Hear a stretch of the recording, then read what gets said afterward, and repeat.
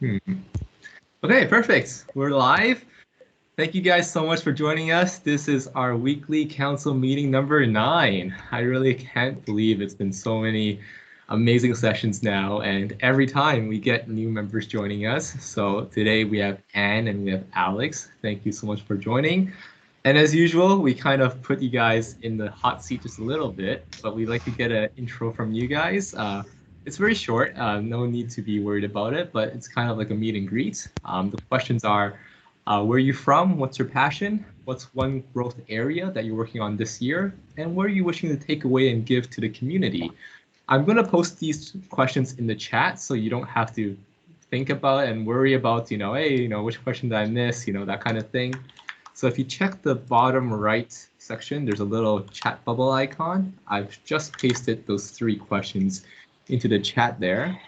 But essentially, I'd like you guys to just kind of give us a brief intro of yourself with that kind of format. And then after that, we'll go into the local war shenanigans. But yeah, I'd love to have you guys here. Maybe we can start with Alex. Love to hear from you. Yay. Hey guys, name's Alex. I'm from Portugal, Lisbon. Very sunny, always. People usually joke that in Portugal you have like sun like 300 days out of the 360 out of the year. So if you like the sun and you like the heat, then come to Portugal. My passion, I have so many passions, but I would say the main one would be gaming. I've played games ever since I was a little boy, and I basically learned all of my English from Pokemon because, yeah, when I was very little, because usually in Spain or France, for example, I don't know if you know, but they translate most of the stuff from English to their own languages. But in Portugal, that never happened. Nowadays, it's more prevalent, but back in the day, if you wanted to see and do the good stuff, you would have to learn English. So I would figure out what the characters were doing and like figure out the context and what would the words mean. So I learned English from that. Um, since last year, I've been trying. I have my own system. I talked to Karan a bit. This was amazing that I found out this community because ever since last year, I started creating my own life RPG system. And it's like it's a mixture. It had a mixture of it's basically everything's in Excel spreadsheets, and then I mixed with ClickUp. I don't know if you guys know. It's kind of like Asana or Trello. I mixed it with ClickUp for the dailies and the weeklies and things like that. And also, I took a lot of inspiration from Dungeons and Dragons with the reward mechanics and all of that. So I was rolling dice every day, for each activity that I would complete, I would roll a dice. So did I get the roll 20 of 20 to win the reward or not? But when I found out the CoX3 system, then I was like, well, if I was thinking that I was already a guy, a detailed system and doing this with my life. And then I found out that mine is like from the Stone Age, compared to this. So yeah, I was actually I was in the process of creating the version 2.0 because one of the main issues that I found out was that it was not as the rewards and the progress that you would see wasn't seen on the day-to-day basis. Like day-to-day, you would only see numbers increase in terms of experience, and even with the rewards, it wasn't as active as I would like. So I was trying to do additions and things like that, but then later on we can talk about this in the chat about it. Other than that, gaming, I like investing a lot, so I'm also always learning about investing in different things, Bitcoin, cryptocurrencies, gold, silver, all those types of things. The current unfortunately, the way that the world is right now, there's gonna be a lot of problems in the economy, right? But when those things comes, there also comes a lot of opportunity. So now's the time to be learning and to be applying those things. Other than that, I think that's it. What are you wishing to take away and give to the community? I'm saying that I was thinking in the past that sometime in the future I wanted to like create a website and things like that to put out my system out there. But I think this is a much better thing because we can all grow together as a community and improve a system for everyone to enjoy and improve their lives with. Because I know that a lot of people, what I see is that this applies more towards people that work for themselves. If you're working in a company and you have very structured guidelines for what you do and goals for the year and things like that, it's fairly easy for you to manage your work. But if you're working for yourself, if you're working from home, if you're a content creator, if you're a business owner, then having these types of systems, kind of like, I would say it functions like a boss, but a cool boss. You know, Yeah. you're you're your own boss, but you're also keeping yourself accountable and improving yourself in specific areas. And it's not as general. It's very, you can be very specific. Conrad is my boss. The system's the boss. No, but Alex, a huge welcome and thank you so much for sharing. I think you've joined a community that really gets it. I think every word resonated with all of us. I saw a lot of nodding heads, so definitely really excited to share and see more about. I'm sure your system has a lot of benefits, and you sent me a preview already, and I'm trying to wrap my head around all of that. The dice rolling is extremely fascinating. And I'm going to see like how we can integrate all those cool ideas into what we do. So thank you again for sharing. Yeah, I was also checking the roadmap.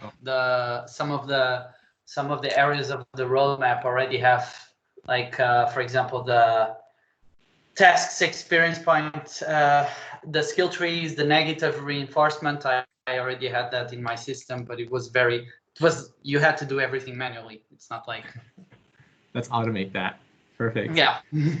Cool. Anne, it's your chance to shine. Welcome, welcome. I was trying not to prepare thoughts ahead of time, and I was going to see how I did. A little bit more nervous about the thing. Alex had a presentation. Okay, first thing, where I'm from. I'm from the Chicago area. I'm about 60 miles southwest of that, so still in Illinois, but more in farming community. I've been all over. I grew up in Minnesota, so this is kind of a new area, but it was quiet and reserved, and it was near Rich's mom. We had to be prepared. As far as I have many, but actually, I love writing my most passion, and if you see me around, I'll probably be taking notes. I have this huge book, and this is from April to now. I just take notes on everything. Your system hopefully will give me a way to organize those notes, and my biggest passion is to get my notes published. I already did like back to 2003 and published a book, Anne's Multiple World of Personality. So now I figure I've got 16 more years of blogging, so I want to put all that in order and publish those into books, journals that are accessible on Kindle. So someday my kids and their kids will have them. So that's the biggest passion. I do other things. I'm trying to learn how to play piano, and I quilt, and I watch news, and so that is kind of what my growth area I want to work on this year is I want to put all the struggles that I have in trying to get organized. I mean, I to 2006 just for a sample, and it was like trying to figure out how to get my up, how to write all these things. It seems like for 16 years, and so I'm really hoping the program works. I'm excited about that you can this, and that's what I found every morning since I got involved with it, which now I wake up excited, and it's like, okay, what can I do first? What can I do first? and that I'm looking forward to. I want to be able to do what I need to do. My big thing when I was writing my blog was on self-regulation.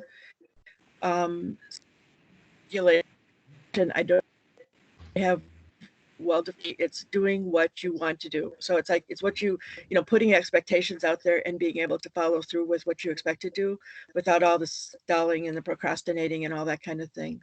So that's really important. I got in already. I talked to Veronica for a little bit back and forth in notes, and I thought about doing my role play on CNN News, kind of a take off, except for, I figured mine would be ANN News, but it's Ann's Okay. News Network, I guess is how they do it. I'm really excited about it. I watch a lot of news, maybe 6 to 8 hours, but it's usually in the background, but it's always kind of coming in my head like a beat. And I want to like from the anchor position specifically, Anderson Cooper. I don't know how many of you watch CNN News. It's international, but I don't know where it exactly comes in and out. But I wanted to one of the things is that we have multiple personality disorder, and if you've read anything of my writing, you know that's all over the place. This week, but I want to take different parts of our personality and put it into different characters that might intercept, like with Anderson. Like the first one we had thought about was one of our parts, Anne Marie, is having a real struggle with authority figures and is coming out with a psychologist or psychiatrist. And so then it was like, well, who else is struggling in the news? And it's like, well, of course, the protesters are struggling. So then it was like, how do I put her stress, frustration, and their frustration, and we know that Anderson wouldn't sit with us in a bar, but we do know that he would protesters. So we're trying to put that together, and we're not really sure because we haven't come down to the specifics of task and all that with your kind of a moving conversation. And I don't know if that made sense yet. That's what we're trying to do. We tell as our years put publish some of the to me a lot of editing, and so that's as far as what I wish to take away from the community. When I found this community, I had no idea there was somebody that was living my life fully, and I hear everybody you interview. I've got a few things as people are typing to say it, but my first thought was I found my people. That's what you guys feel like to me already. As far as what I can communicate, I got 2 thumbs up now. What I'd like to give, I know you had asked for some help doing something that had to do with content. I don't know exactly what you mean with content. I don't know what I can give. I do a lot of writing and organizing, and I like to think I'll be given a whole bunch responsibility because I've got so many other things going on, but I want to be able to contribute my time to whatever my skills might help with. So that's it. I'm done. Well, thank you so much, and really appreciate the sharing, and really glad that you found us. Like, I found it very fascinating that the application of these different personas inside your daily life, right? Obviously, we started off with thinking about just in the planning stage. You have a founder mindset, you have like a manager mindset, you have a project manager mindset, and that's how you kind of would be able to execute effectively on your success plan. But then we evolved that into even thinking about verticals, right? Today I want to be this hero from this game. Tomorrow I want to be this protagonist from that TV series. The day after that I want to be this CNN news anchor. And I think that's extremely fascinating and exciting that you've taken that to a different level, and it's helping you even with your own personal circumstances. So super glad and super happy you're here. The only, Thank you the so only thing I much. want to say about that is that, you're exactly right. And it's like when we were thinking of the show, it's like Anderson, he has all the different anchors. He has anchors, he has relationships with the correspondence. I kind of really get to as producer, but it's like we want to step into all those roles, and we have these are parts as far as not personas, identities or parts, but we think that those things and they have a lot of variety and get through a lot of what we try. We're usually getting through with Dr. Marvin, it kind of bubbles up what's done next. So that's all. Very cool. Thank you so much. Yeah, so thank you for intro, guys. We're gonna jump into a bit of our weekly catch-up normal stuff, which is generally, we want you guys to let us help you fight your local war. And to help do that, we kind of try to understand, what's something you succeeded in this week, what's something that you wish could have been done better, and why and how you think it could have been done better. And of course, if there's anything specifically you need help from us. But of course, for people that don't know you yet, and we have two right here, please do give us like a quick intro of those 1 to 3. I know you've done it many times before, but yeah, just try to give us a little bit of an intro so we can, identify with you a bit better for people who don't know you yet. And I will paste the questions for the local war inside the chat as usual. So maybe we can get Veronica to kick us off. All right. Could you please say those questions though, because for some reason I don't see the chat button today. Oh yeah, you don't. Well, just a quick intro first. Yeah, where you're from? What's your passion? What's one growth area you're working on this year? Yeah. All right. Okay, so I'm Veronica. Hi, I'm from Slovakia in Europe. My passion is again I have many or maybe I don't have any. I mean, what's the difference, right? But anyway, I really like reading. Currently, I am mostly working on putting the system together and putting all of my things that I do into it so that I can actually see everything that I need to do and have it sort of under control finally, maybe. My biggest project right now is still the sewing of the armor, mostly because it's still the most time-sensitive one. And people, or rather my husband, does depend on it. So, pressure. What I succeeded on this week recently, well, I've been still sick, though it's getting better always. But I guess I managed to clean the house a bit and prepare the game that we played the one scene of yesterday, because I didn't really feel up to playing more than that. And I think I finished all of my financials for May, so that's also a success. That's about Perfect. it. What's something that you need help with this week? Anything specific?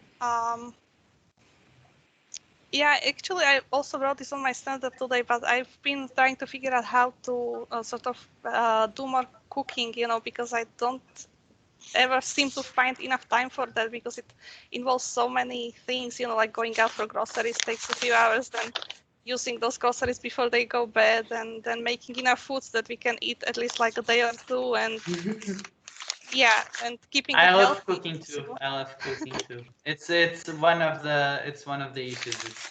It's like it's two mindsets. It's the mindset of following recipes, but I for me it works better to cook from inspiration. So then you cook with what you have, and that works much better because you don't have to go out for groceries. Yeah. You don't have to figure out food doesn't get wasted because you just use what you have and create crazy things. It's super cool. I call it college cooking. Basically, whatever's in the fridge, I throw it in one pot and then I. yeah, that's the basic level. But if you have a kitchen with lots of food and things like that, you still lots of people fall prey to the going out and getting specific food. And if you're out of college and you have a normal life, and you can figure out. That's why, for example, a lot of the things I watch on YouTube and things like that are cooking shows, not for recipes specifically, but to get inspired, so that when you are looking at the things in your fridge, you think, oh, I've seen this in a video that cheese goes well together with mushrooms, for example. And then you figure things out if you have leftover mushrooms and leftover cheese, you know? All Does right. cheese So go well with mushrooms? Because now Ah. I'm Ew, such mushrooms. does cheese go well with mushrooms? I don't Because know. now I'm gonna does. try it, and now if it's bad, I'm gonna be like, oh my god, I'm never listening to that again. No, but it's like And if 9 it's in good, it's one for me. It's basically 1 in 10. 1 in 10 1 in goes 10 terribly that's wrong. Terribly terribly wrong. bad 1 in or terribly good. terribly bad. 1 in 10. Okay, that's fine. 1 in 10. I can All do right. with those odds. That's good odds. No, that's interesting. I like that, Alex, because what we can do, so we have a meal planner template, right? And I know, Veronica, you're definitely checking that out. Yep. Like, we can even add like a new segment of it and just says like, hey, if you have this ingredient, you should also like this ingredient with it. So basically it's relating ingredients that work well together. Oh So yeah. that it's more like what Alex is saying, where you're inspired to make a creative dish instead of just following a recipe that someone set out for you. I think that's really meaningful. Thank you. No, I like Thanks. that. Yeah, Yeah. I'll try that. Perfect. Isn't Veronica, there a website out there where you can just like write in all the ingredients you have and then it just shoots you a recipe? Probably. Yeah, there probably. is. There is. I just can't remember what it's called though. it I sounds have with me. checked it out, but it's Ma- honestly Sounds not much that easier. great. My It has- website's called 90 YouTube channels. And I watch all the videos. Wow. Okay, cool. Veronica, who would you want to throw to next? How about Drew? Hey guys, I'm Drew. And for Alex and Ann, I know we haven't met before. I live in San Jose, California. And so, like I said, 6 a.m. for me here, but this is the best part of my week. I'm very happy to see all of you guys. It brings me a lot of joy to see friendly faces on the camera and know that you guys are, doing your own journeys and struggling in your own fights, and that we come together once a week and catch up. It's a lot of fun. So, Alex, I'm really inspired by, it's so funny because when you stumble into a community like this and you're like, oh yeah, that's interesting to me, or this resonates with me, and then you find out there are all these other people that if you just met them in a store or met them in a workplace, you might not kind of know the things that get them excited, or that they really resonate with personally. And this community is kind of cool because we get to see that about each other. We're like, Brad really likes Star Wars, Veronica really likes is it medieval armor and weaponry? It's like those are really cool aspects of I really people's. like martial arts in general, FYI. You what? I really like martial arts in general. Martial arts. Okay, cool. Yeah, perfect. And it's like those are really cool aspects of your personalities that we get to see here on display in the community. So anyway, yeah, very happy to see all of you guys. What is something I succeeded at this week? I sent out my number one goal right now is to either get a job or maybe really break through the fear and just start my own startup.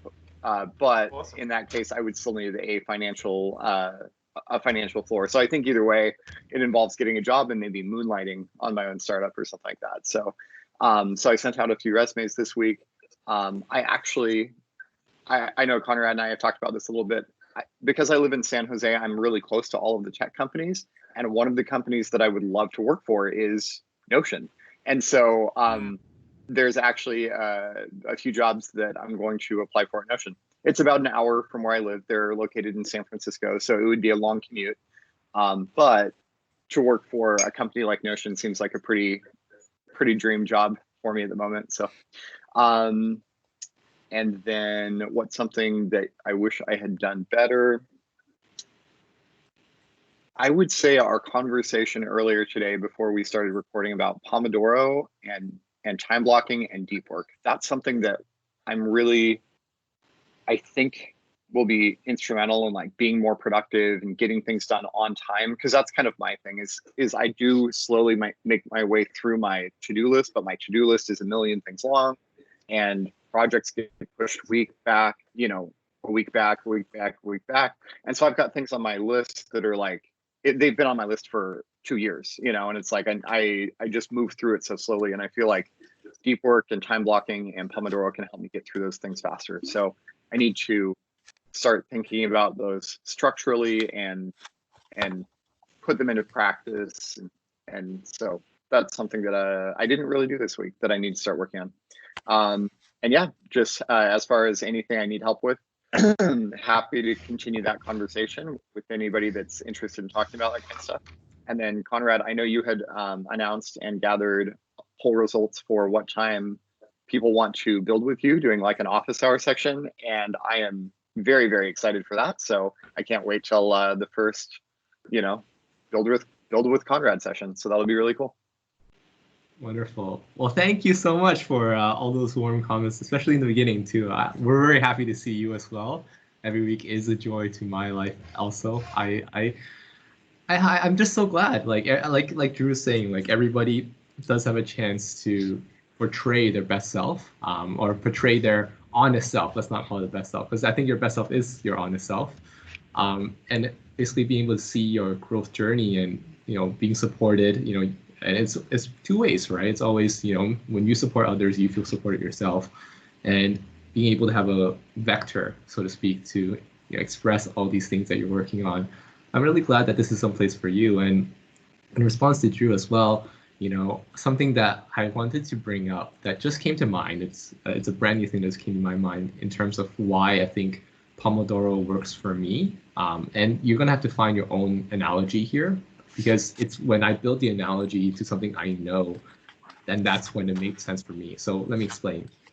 So just like Alex, I was a very avid gamer. I was properly addicted to most MMORPGs. And a very big concept of these games is that they have like a daily quest or daily raid or some kind of daily thing that for you to do. And there's only that limit, and usually once you get into that dungeon or that quest or whatever, there's a time limit for you to accomplish it. So basically what that ended up being was that you were forced to log in every day, or you felt compelled to, at least. Not everyone did it, but I did it. Was that I'd log in every day and I, you know, go and do those 5 or 6, you know, unique quests that I only had one chance to do every single day. And every time I got into one of those, it would take me around 30 minutes to an hour maybe. And then I just grind them through. But because I knew they reset every day at 12 a.m., I would make sure I would go and enough time to do all those 5 things, right? But I'd also make sure that, you know, I do it because I felt bad the next day if I missed a day, because I'm just one day less of achieving my goals of getting that next armor unlock or that next level up or whatever that comes with achieving that unique quest. So that's the kind of analogy I use when I go and think about this kind of concepts, when I think about Pomodoro and how to bring this kind of intense productivity, if I might call it, into my life and get shit done.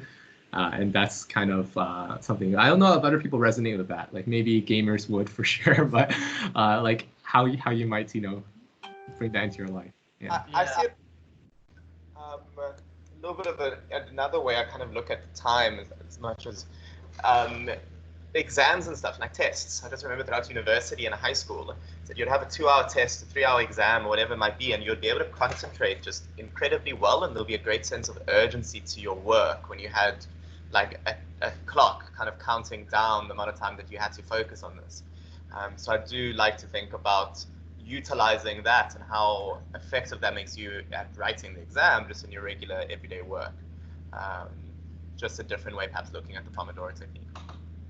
Yeah, and just to add on to that, sorry, yeah, yeah, do you want to go first? Yeah, no problem.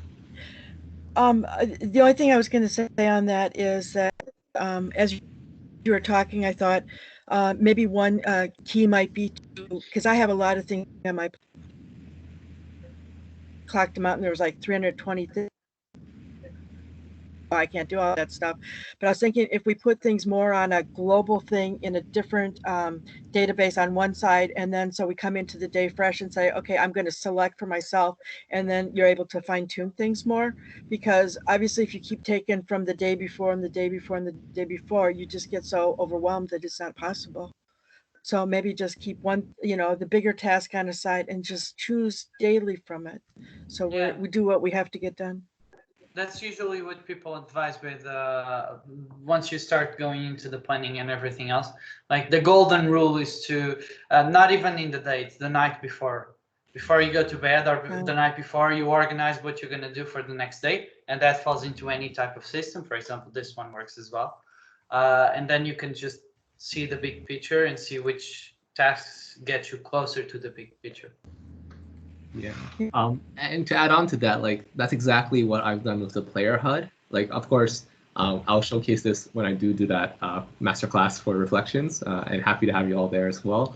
But basically, like the whole idea that I've set out there is that you have your daily quests, which never change, your daily habits that you should be working on, and then on the right hand side you would have your your to-do tasks for today, and it's stuff that you picked out from yesterday or day before that relates to the projects that you've already you've decided to focus on this week. And for me, it's around 6 missions. projects. So the so missions, the missions within a quest. You got it. Those are the missions, right? Those are my missions, and essentially, like if I ever run out of quests to do today, then of course I can pick up side quests, right? And I have like a section above that, and I'm like picking out side quests that are backlogged items or ready to start items that I've defined already to some level, to some extent, but I didn't think it was important enough to work on today unless I had more time. So that's something I also do to help organize that, because otherwise running 2 companies and doing this thing, like I wouldn't have the chance to do so many different things unless I actually categorized and prioritized. Yeah. So hopefully that helps. Something I think I read from you before was like you choose like 3 different things, but you limit the things so it's not overwhelming. Yeah, the more things you do, the worse it is if you're not organized. Yeah. I always seem to fall prey to, if I'm doing more than 3 things, which I usually am, then always 1 or 2 of them gets ignored, basically. Yeah. Very cool. Drew, can you pass it on to someone else? All right. And Anne already went. Okay, how about Jameer? Cool. By the way, we'll go back to Alex and Anne for their weekly catch-up for local work at the end. Okay. Yeah. Okay. Just so that they understand it, the flow. Go ahead, Tamir. Cool, I'll go for it. Alex and Anne, I'll quickly go ahead and answer the first 3. So where am I from? I'm from Cape Town, South Africa. But if everything is permitting and the world opens up, I'm going to be moving to where Conrad is in Singapore in August, which I'm really excited for. What's your passion? I'd say tech, coding, and creating products, as well as like entrepreneurship. So the intersection between like creating and engineering solutions for particular problems and then turning them into businesses. What is one growth area that you're looking to work on this year? I think this system in particular, I think like a life management, a life operating system is going to be just a key ingredient to like success in life. And just like this constant process of reflection, planning, being intentional is just it's a fundamental pillar in my mind map of like where I'm going. What are you wishing to take away from the community and what am I hoping to give? So in regards to take away, just accountability, surrounding myself with like-minded people to keep me motivated, and as well just knowledge sharing, so learning from you guys. And what I'm hoping to give is like same accountability and sharing my knowledge. Yeah, cool. That's the first little bit. What's something you succeeded in this week? What's something you wish you had done better? This week was good in that like I was just very intentional. Like I planned my week on the Sunday. I had a day for each, like I had a theme for each day on the stuff I was going to work on. But the problem was I just put myself way too much to do, like way too much to do. So, and I didn't actually do the work to see how much each thing would actually take. So I ended up arriving at like Wednesday and realizing I've done like 40% of what I planned to do by Monday and Tuesday, and it like threw out my rest of the week, and I was like, oh flip. So I just went through like a really hectic, I was cutting things and just putting things onto backlog and saying I'll do it later. So I hope this coming week I'm going to be planning exactly like how long I think things are going to take, and maybe give myself a little more leeway. And then in regards to, is anything you need help with? I've been wanting to kind of discuss like 3 particular things with the X3 community that you're just wanting to get thoughts on. I'll go in order, I guess, just the ones I've written down here. So the first one, so Alex, you mentioned it just now, like you want to be planning things in the evening, the night before, to then have it like available and ready the next day. And I like that, right? And there's a lot of theory as well about your brain then being able to like start working on the problems while you're sleeping, and all of that. And then you wake up and you're ready to go. My key problem, and this is honestly my biggest problem with like implementing this like intentional life system on like gamification, whatever it might be, is that I'm tired in the evening and like I don't feel like it. Right, like I've done all of this work throughout the day and I've gone at like 130% like building and doing stuff, and then come 5, 6, I'm like, flip, dude, I do not want to like journal and reflect and plan. So like that, and that means then like my whole life system kind of gets thrown out of whack, and then I don't want to be spending the next day kind of like planning and prioritizing. I just want to be doing, because then I feel more productive. The particular solution that I've identified as, and just something I've noticed about myself, is that if I'm by myself, I get tired and demotivated. If I'm with other people, I'm really motivated, and then I can do stuff. So the particular suggestion, and I suggested it as Conrad, and it's the weekly or the daily stand-ups have been really good, but I want to take it a step further and say, like, I'm really keen to like set up like a group, like, I don't know, 3 to 4 people that like of daily calls, to an extent, like 10, 15 minutes saying, like, hey guys, everyone needs to be planning and reviewing during this time, even if we're quiet on the call, just so everyone's seeing, cool, you're actually doing this stuff. And I found like that's going to give me kind of like the energy I need to reflect, plan the next day, and implement that. I'm going to like an event, like an event. Like an event. We would implement like every day at a certain hour. Starts the like a unique quest where we all plan for the day ahead or for the journey ahead. World event. Yeah, it's a world event. It definitely is. I hope you don't mind. I'm cutting in, but yeah, it's definitely a world event. Like, I'm thinking of it like I like to put it again in the game perspective, right? Sometimes the games have like, only for that 1 hour you can get something special. Maybe it's experience boost, maybe it's gold boost, maybe it's a certain area is unlocked, but that's the only hour you can do it. And the way you're thinking about it is, well, maybe that's the hour that everyone just gets together and does this, and we just hop on a call, I guess, for accountability. We can watch you, make sure you're doing that, and you're not doing something else. The only thing I see about that is different time zones. So let's say a perfect time for me would be, let's say 9 p.m., 10 p.m. For you would be maybe your 9 p.m., your 10 p.m., or maybe 6 you mentioned. Like, it would be interesting how that would play out. And one thing that just came to mind was I like the idea.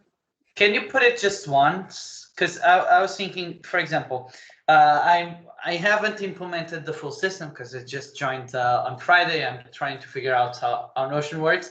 But from what I got from the party members, what if, for example, you do that event and you get a party member which is going to give you a boost just for the next day? Yeah. So it's every day you need to log in to get a boost for the next day. And then I would say that's implemented in like 3 different time zones, like for example 3 different time zones to do that. But then can you limit to each person to only participate in one of the time zones?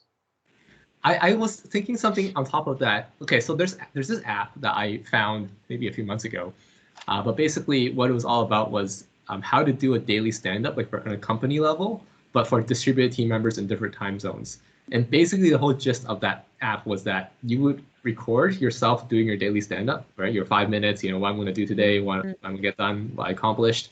And then it saves it into like a folder basically for that day. And then everyone uploads, right, at their own 9 a.m. And then basically whenever the manager wants to take a look or the Scrum leader wants to take a look, they'll basically, a Scrum master wants to take a look, they'll basically just go in and then they'll see, hey, these were all the stand-ups for everybody, and then they can comment and ask questions.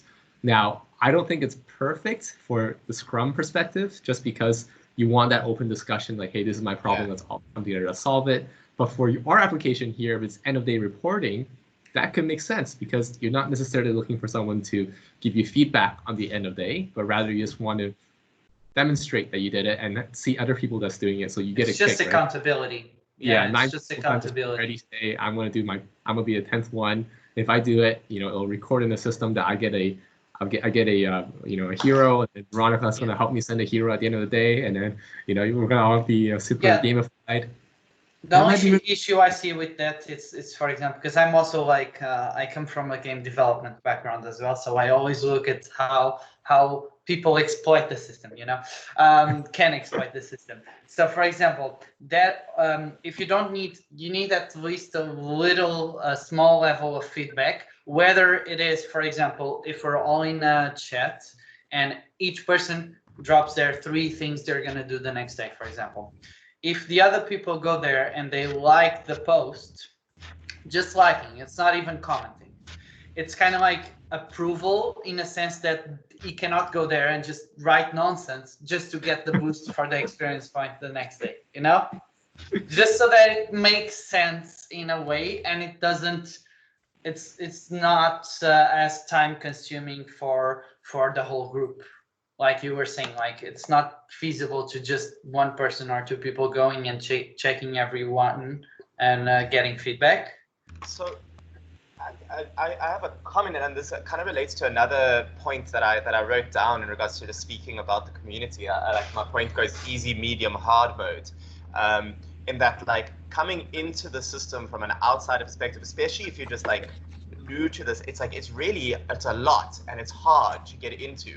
And but it's like, Notion. The problem, it's Notion. No, not Notion. The system, the gamified system. It's a mother trucker of a piece. It's beautiful, but it's a lot, right? So it means like coming into it is really overwhelming. And like one of the things about habits is that if it's not the path of least resistance, once you run out of motivation, you stop doing it. Yeah. And so like the particular thing is that like okay, let me apply it to what we're talking about here. Like, I just want to do it really simple, right? Like, just to try it out. And I could just find people whose time it works out. I can put on the thing. I'm speaking to Julian after this, and I'm speaking to Sean as well, the guys who aren't on the call, as well, like pitching this idea and seeing if we can work around a time zone. And like just building. So let's like start super simple. Like, can we get people onto a 10-minute call? And then if we are, then start like doing more and more stuff around like boosts and stuff like that. Like test the idea first, and then start implementing it. On a broader level, I'm really interested in kind of like distilling the gamification project into like an easy, medium, hard mode, right? Because like from my perspective at the moment, it's like it's at the hard mode because it's just like it's everything. You have your character boosts and you have your quests and EXP and your trackers and your views. It's just a lot. So I think something along the lines of it is. It's not 12, but I had here with mine it was 12 systems. And I sent it to Conrad, and he was already thinking it was a lot. That's one of the things I also saw, because for example, I've been doing my system for the past 2 years, so I'm fairly familiar with everything about quests and dailies and missions and things like that. But jumping into this, the first roadblock is going to be Notion, because you need to learn how to use Notion, right? So that's the first one. And on top of that, like you're saying, Tamir, then you have all of the systems, all of the aspects. So I also think it would be super interesting to do like different levels. Like this is the entry point for someone, and people could choose. This is the entry point. This is only has dailies or weeklies or things like very simple things, and then you would level up the system as the more familiar you got with it. I love that. Thank you for that feedback. Please help me out in this regard, because I think I'm too deep. I'm too deep to guys easy, medium, hard. Because for me, like it's just the system. Yeah. No, it's. Can I system with everything. Yeah, Anne, sorry. Please go ahead. Okay. A couple things. First, from what was just said, as far as is the program in Notion, you're all supposed to be able to meet up at the same place. Well, we have that meeting ground. Like I tried to share something with you, but is there kind of place that we can all share? And then the second, of your comment, Brad, is that really like it of putting something on video. You were talking about a program, and so what was going on in my mind was that if we did some kind of a, everybody just did a 2-minute video of them sitting up and and then putting it like in a place like Notion where we can all go and maybe add a note, say I love this, so we get kind of that feeling of working with other people. That's all. Oh, I like that. So how about this? As a not a conclusion, but as like a next step to try out. We have Dan joining us. Yeah, as a next step to try out, maybe what we can do, Tamir, is get those people that are in the time zone that want to be on the same time zone, right? We try that out. We set one time for everybody, so we don't set like 3 or 4, how many different times. We set one time.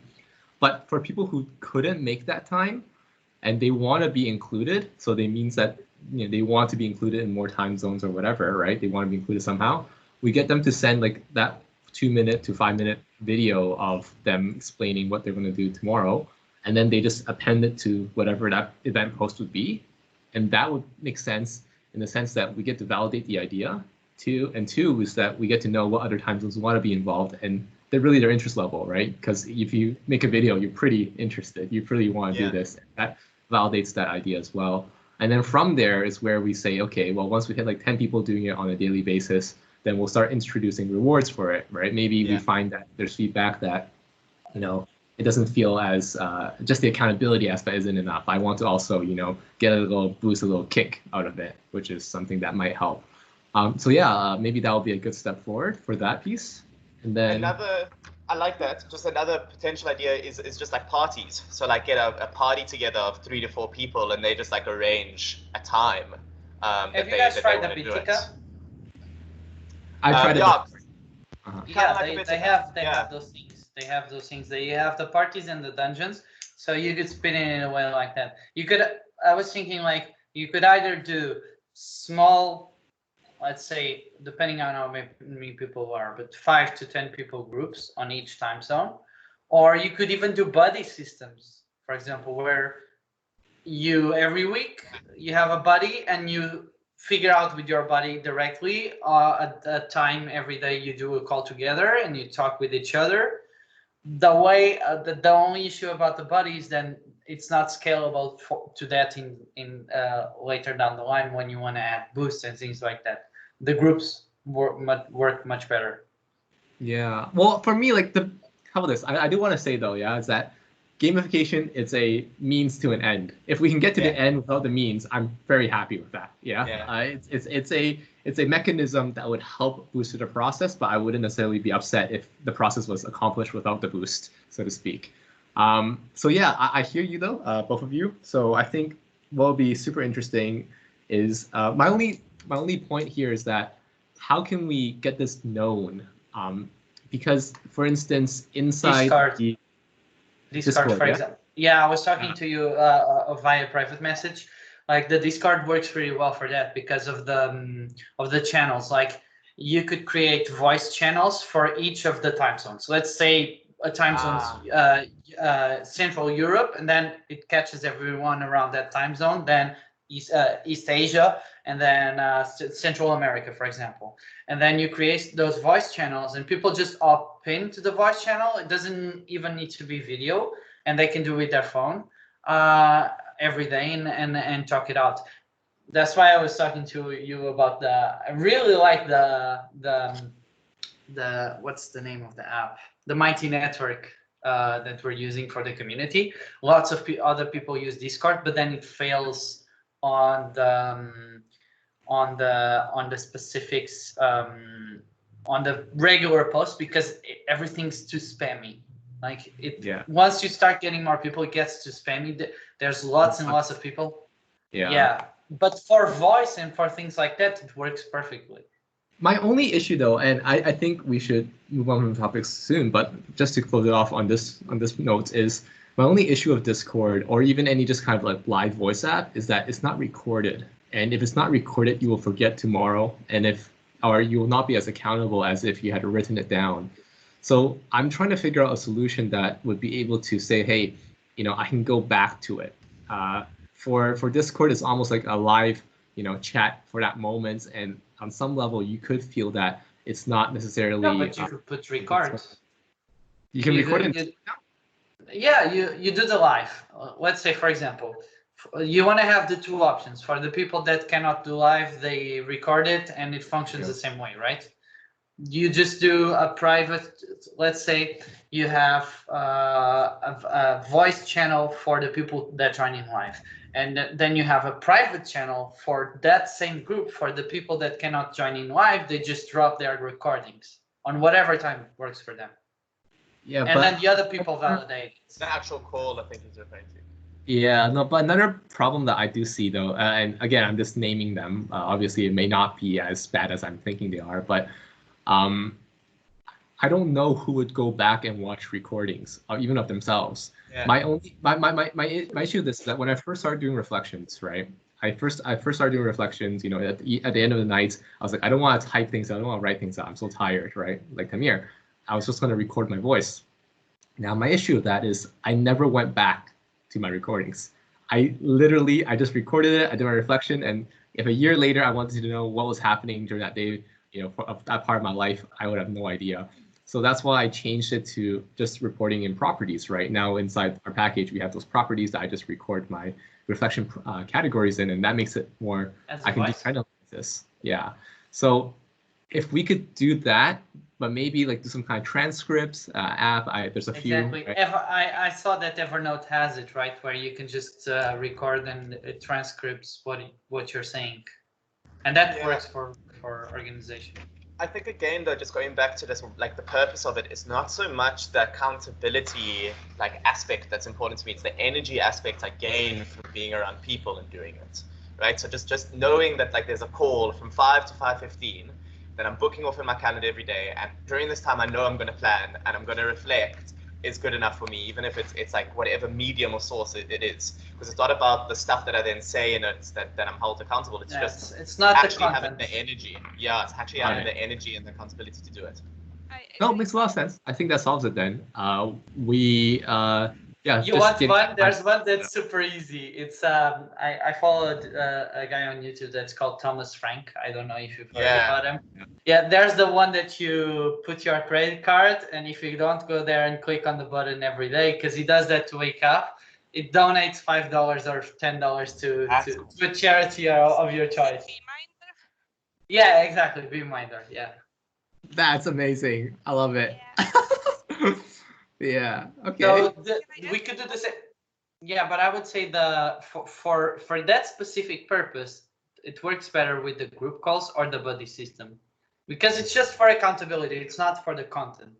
It's like it's that for accountability either. I think it's like I don't know if any of you have ever done the National Writing Month, but it's like when you have to write 50,000 words in November, and you have 30 days only. Yeah.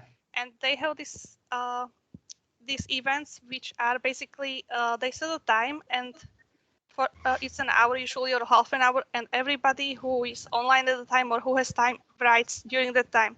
And is that in energy of knowing that you are writing with hundreds of other people, or even just one person.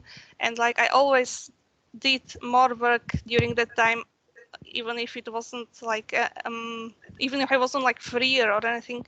It's just the knowing that somebody else is also doing it. That's the value of it. It's not really that you then post it. I wrote 1,000 words or 5,000. It was more about sitting there with everybody else and doing it at a time. But that works too, because there's the same thing for artists. They have it's October. I think it's Inktober, where they post every day a piece of art. And the way that they do accountability is social media. They post it on social media, and then you can just follow. You can just go back and see which of the days they missed, and that's for them. It's the exact same thing, but then it's artists. You don't know where your inspiration is gonna come from and things like that. But you know that you gotta push out once per day the thing. Okay, I like it. So maybe Tamir, if you want to get that started. It seems like you got some people together already for the call. Just make it as public as you can in terms of our community, so people can join in if they want to. And then from there we'll slowly graduate bit by bit. And to Alex's point, like what I really wanted and what I still want is like why I started with Discord in the first place. Like our community was initially on Discord, and I think out of everyone here, like Shania and Brad know about this. I think everyone else joined us after the move. Yeah. Yeah. So basically, like at that point, because a lot of people that joined us were not like necessarily gamers, it was more people that were interested in Notion, like the system, and want to get into it. They didn't actually understand the concept of joining like a voice chat. So then but I've seen I'm also like I know Discord from gaming, but like recently everyone I talk to, like because everyone's setting calls on Zoom and things like that just to catch up. Lots of people that I know that are not gamers have been using Discord because it's basically a super beefed up version of the old school TeamSpeak and things like that. No, I definitely I hear you, and I use it. The only issue with Discord is the one I liked a lot about Mighty Networks is the events.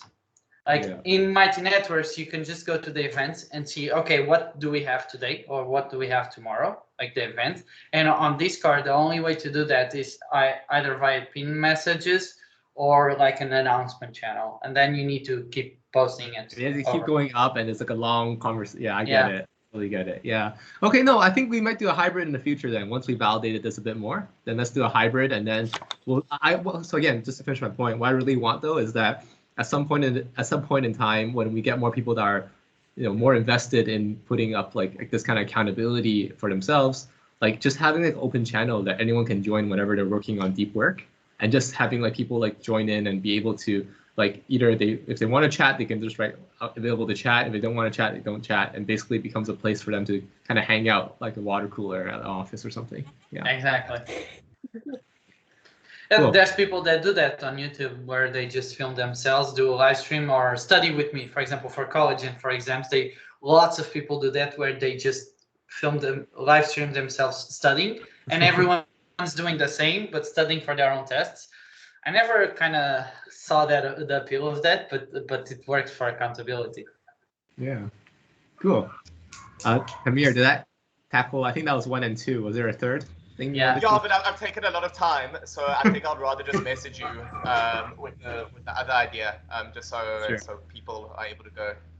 All right. Could you please pass it on to someone? Cool. Let's go. I say hi to Dan. Thanks for joining us. I know Dan. Hello. Yeah. Sorry. Go on. Amir. I'll pass it on to Shania. Oh, hey guys. I actually really like the idea of the reflections, not so much writing it on Mighty Network and then kind of getting comments. I'm more of like actually talk to someone, bounce ideas off in like live instead of kind of, reading comments maybe like a couple of hours later going, oh, maybe this would have been a better idea for you to kind of accomplish that. Like I find like if you're a bit stuck of what to do, like the other person on the call can go, oh, what about this? What about that? And you can kind of change it up. But so I kind of like the idea of kind of group video chats rather than writing it on the phone. Sorry, what was the questions? Where are you from? I'm from Australia. I'm from Australia. I was trying to figure out. Everyone says Australia doesn't exist, but that's wrong. So. Neither do kangaroos. Oh yeah. Kangaroos are very friendly. Not when they kick you, for sure. But what is my passion? I would say, wow, good question. I'll just say like improving myself is a passion of mine and adding value to as many people that I come across as well. If I can make even the smallest of impacts to someone, I find that very rewarding. What is one growth area? Ooh, I don't have just one, I have many. But I would say one is obviously being more intentional and on purpose this year with just kind of the values that I have and what's important to me. Even getting over fear, like just some random different fears that it's just all in your mind. Like you can easily get it done, but you know, maybe it's nerves or like you want to talk to someone, for instance. This is just, I don't know, probably an example a lot of people can, what's it called? Relate to is just, oh, you want to talk to that particular person, but you're nervous or you're shy, or I don't know, anything can be going through your head, like, what would I even say to them?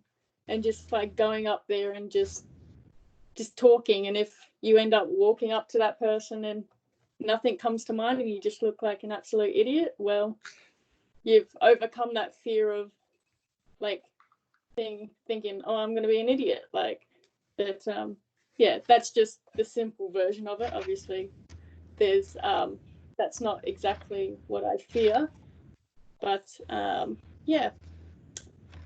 Well, what was something I succeeded in this week? A lot of things, actually. I finished university 2 months early for the semester, not the whole course. Yeah, a lot of people were jealous. What do you study? But, sorry? What do you study? Architecture. Nice. Yeah. I enjoyed it a lot. They did like a celebration on Zoom for me, but I also didn't attend because I didn't get the invitation. It's like, let's throw a birthday party, but not actually. Yeah, no, I got the invitation like a day later, and I was like, oh, it's tonight, okay. And I was hopping on, and then I'm like, oh, no one's on, okay. But yeah, it was actually the day before, which was quite funny, but apparently it was a nice celebration. What's the next question? What's something you wish was done better? Like, how or why? Oh, sorry. Two people talking. Yes, sorry. Okay. I was just asking, what did they do on the celebration of you where you were not? Cocktails. Everyone was doing it at home though, so it was kind of, yeah. I have no idea what they really did. They just kind of mucked around. We always banter when it comes to lectures and stuff. We don't actually like, we were diagnosing the lecturer the last time I was there because she got a spider bite and it was purple, so we didn't actually do any work. We just played doctor for like an hour and a half, but that was, you know, quite fun. Does that answer your question? Instead of the deep work we were talking about. Yeah. Yeah. So what's something that you wish was done better, and if there's anything you can need help with specifically? Oh, something I could do better. Well, this week, because I finished the semester and I've gone back to casual instead of full-time, because I was full-time for a couple of months just because of the virus, which I'm obviously happy about because a lot of people don't have jobs at the moment, but they don't really need me to be full-time anymore. So I've gone back to casual and I just have a lot more time on my hands, which I love, but also like I have more structure. So I kind of like just get out of bed whenever I want, like, and like just kind of go with the flow, but not really get anything done either. So there's that. But something I could do better, yeah, just more structure and maybe having like a morning and evening routine would be a good thing. Something that I would need help with. If anyone's got any advice on like trying to boost your energy levels, like I understand, like, you know, going for a walk or exercising, like that's kind of obvious, but like, I don't know, energy levels for me sometimes, like I'm just like a sloth. So maybe if any of you guys have any ideas, maybe even like morning routine ideas as well. Maybe that's just kind of what I need. Time? Like, do you know which times like you typically can't do anything? For example, for me, I know that after lunch, like every day for 2 hours, better not be doing anything productive. So that's the siesta I hear about. Yeah, exactly. I'm from Portugal, but yeah, basically it's the siesta. So instead of sleeping, I put like things like playing games or things like that, which are not productive in that time, and then the rest for the productive. Do you have like a specific time where you figure out that like in the morning I can't do anything because I'm super sleepy, for example? Well, I used to get up at 4 to go train, but I don't do that at the moment just because the gyms. Well, actually, the gyms have just reopened, but mine hasn't yet. So you're an early So bird. and yeah, I am an early bird just because I kind of didn't have curtains one time, so I just woke up when the sun woke up. Yeah. That's what happened. I moved out of my parents and I didn't buy any curtains for like, actually the whole time I lived there I didn't buy any curtains. So I just woke up when the sun woke up. So Crazy. now it's kind of like, I do have curtains now. But yeah, I wake up anyways. It's just kind of a habit now. Energy levels, I don't have a particular time of day, to be honest. I would Like sometimes I'm sleepy in the morning, sometimes I'm not. Like, I don't know. Maybe a longer conversation about that. Yeah, like I would just give my 2 cents here because I was talking to another member, Nick, about this just yesterday, and essentially like what we distilled it down to was finding out what gets you up in the morning. Like for me, for everyone's very different. So like sometimes it's just the act of getting up, brushing your teeth is already enough because maybe the towel is cold and maybe just getting out of bed and making those steps is something that helps you get up, right? If you live in a place where the washroom is far away from your bed, then that act of walking will slowly wake you up and get you up. Some people need meditation. Maybe they go and they meditate for a bit and then it sharpens the senses, wakes them up a bit. Some people like to get go on a walk, like you said, that's obvious, do fitness. But basically you need to find out like what in your morning routine could you include that really gets you up and going. Yeah. Like, and doesn't need to be productive.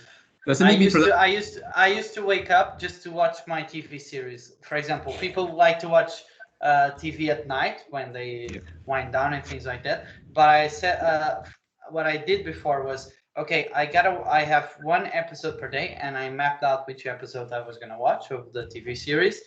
And then I woke up just to, like, I was thinking, okay, I gotta wake up to watch the episode, because if I didn't, then I wouldn't give myself permission to watch any TV for the rest of the day. So I could only watch TV in the morning, and that, even though it's super unproductive, I woke up just, okay, I gotta wake up or I'll miss today's Flash episodes, the Flash, for example. Yes. So just, so if you want to do, for example, exercise, or like Conrad was saying. Yeah, so setting like a... I don't really have trouble with... Oh, sorry, go ahead. Oh, no, I'm just saying, like, that's basically setting a specific time that you have to do it. Otherwise, you won't be able to do it again. Yeah. Well, yeah, when I wake up, I get up. It's just kind of, what do I do now? I wish I had that superpower. For me, it's like an hour where I can think. I mean, if it's during the day, then maybe if you can take a nap or do that walk, or if you can't go for a walk, just go for a walk around your house, maybe. Sort of change positions. That sometimes helps. Yeah, change of scenery is always good. Yeah. Yeah, like I guess like we could have a long conversation about this because I think it's something that everyone's really interested in. I know Brad definitely is interested in this as well. I hope he's getting better on his morning routines. But basically, like my last comment on this would just be like, what really worked for me was like I've now changed my meditation spot from like my bed, obviously, which is bad because I just fall back asleep sometimes. I changed it over to my balcony, or at least I opened up the balcony windows and I stare out, so that I'm getting like fresh air. I'm getting like birds chirping. I'm getting the sounds of the city, waking up, and that's something that helps me realize, hey, it's time to wake up as well. And when I meditate there, it helps me out a lot. Gives me the energy. So is this about, I was like, is this about waking up early or energy levels? Yeah.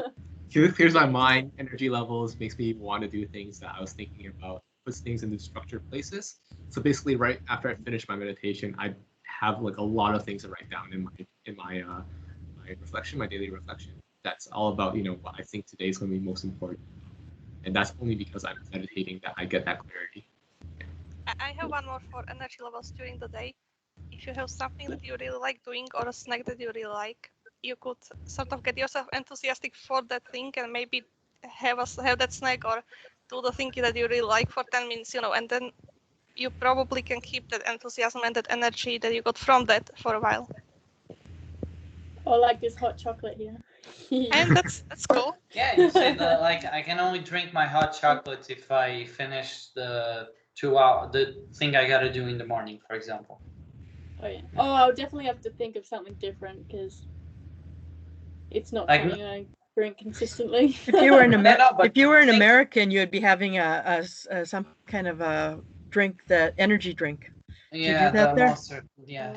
Oh yeah. A Red Bull or something. I'm that's considerate it. of my health, so I'm alright. Yeah, Red Bulls and Monsters for the rest of the world is only for college when you gotta do all-nighters.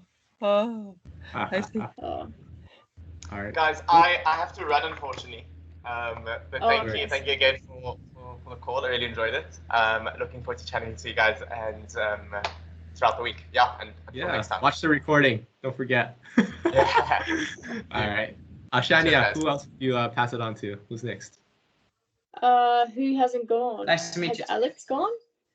Like he said, we'll go to he's, Alex I then. think from. from everyone else, But he Brad. hasn't said. I think it's Dan and Brad. right? Dan and Brad. Yeah. You can choose. Dan and Brad. Yeah. Ooh. I can just waste everyone's time by staring at the wall. No, Dan, go ahead. Hey, Dan. All right. Take it away. Hey guys. My internet is not that fast compared to you, so that's why I turned off my camera. I hope all is well right now, though. Talking about energy, I am so pumped up for the week, and I just want to give a big shout out to Conrad. You are so awesome. Your positivity is just just you're giving me like a lot of positivity lately. So I'm so grateful for this. So for this week, I'm so happy I finally finished my Notion website. It's danlardy.com, and I'm really happy with what I've built, and it's been interesting. I'm so sorry I was late for this call. I was helping out another Notion community member, and that really gave me a lot of good vibes. You know, lately, the whole world is in chaos, and the news it's so negative, and that just drains me out. And so I'm just loving the vibe of just doing something, doing something helpful for other people. Yeah, that's for this week. I'm sorry, I didn't get to catch the other questions. What were the other questions? Oh, no worries. For people who don't know you yet, maybe a quick introduction, where you're from, what's your passion? All right. Those kind of things. Yeah. Introduction. Yes. Oh, hi. I'm Dan Lardy, and I'm from the Philippines. I am a freelancer and a consultant. I just quit my corporate job. I used to be the keynote speaker for a smartphone brand, and my strength is in speaking and connecting with other people. So that's my passion, is just discovering new things, tweaking with things, playing around, and helping other people as well. So what's one growth area that I want to work on this year? So as I mentioned in last week, it's more on intentional habits, and the habit of one habit that I want to install is the habit of finishing things on my plate, not just having a lot of ideas, So the other thing that for this week is finishing books. It seems that I have a bad habit of buying a lot of books, but not really finishing them. Who can relate with that? Is it because you can't read? Because for example, I also buy a lot of books, and I don't mind reading books, but I work much better with audiobooks, for example. Oh, I love audiobooks. It's just that Amazon keeps telling me that there's a discount. Oh, okay, I'm gonna buy that. And I'm just like, oh, okay, you know what? I didn't finish that book yet. I should probably finish that other book. And I'm just like, I'm almost there, but then I'm just like, I can finish that later on. There's another book that I need to buy. I'm gonna put all my books on a Notion page, and that'll be my thing now. I'll have a Notion page to look at it officially. Yeah. I only read one book at a time. Otherwise, it's gonna be way too confusing. Because I read to get information, not just to. Very good, excellent. I think that's an excellent habit that I need to install for myself. That is something that I need to work on. So what? Yeah. Depending One on thing. what you are reading, you don't need to finish a book, okay? Like it's not a, you don't Yeah, have to. yes, it's not mandatory. Like if you're reading like business books and things like that, one of the things I don't know if Conrad knows about, but do you know Ty Lopez? Yeah. I Okay, so follow him. basically everyone knows that he's a meme and things like that. Yeah. And I agree that most of the things he does is not good and the courses are bad. Even though I really like one of the courses he has, which is the basic one, the cheapest one, the 67 steps. But basically one of the things he said is like Veronica was saying, like you don't need to finish the book. You just, if you're reading the books for business and for things like that, you identify what you need to learn in this specific moment. Like you get the golden nuggets out of the book, and let's say out of the 10 chapters you only read 3 or 4 which have the really good information, and then you leave it for later, you know, and then later down the line if you want to know about something else you go back to the book and read the other 2 chapters. But that is kind of like, it depends on the person, because if you're a little bit OCD, for example, and you want to have the whole book read, then you're saying, oh, I'm reading only 2 chapters, I paid $20, that I gotta get my money's worth. Yeah, but you already probably have gotten your money's worth when you got those Exactly. nuggets. You Yes, don't, you even exactly. never have to go back to that if you don't want to. You have better, more interesting and more important things to do in your life. Yeah, that is true. Yeah, it depends on the book. If you're reading biographies, then I would say read the whole thing. But most business books and personal development and things like that, you can pick and choose. Yeah, and I also would analyze like why you stopped reading it. Like there's usually only 2 answers. Like if you don't feel motivated to pick it up anymore and read it, right? There's only 2 answers. One is that you've got what you've wanted out of it. So that's a positive one, right? So you're like, okay, I've already learned what I think I can learn, so you're putting it down. I don't think that's a bad thing. And like everyone else is saying, that's, the result. You should be happy with that. The second thing though is that you just gotta be worried about this one is, you're putting it down because A, you don't like what you're hearing.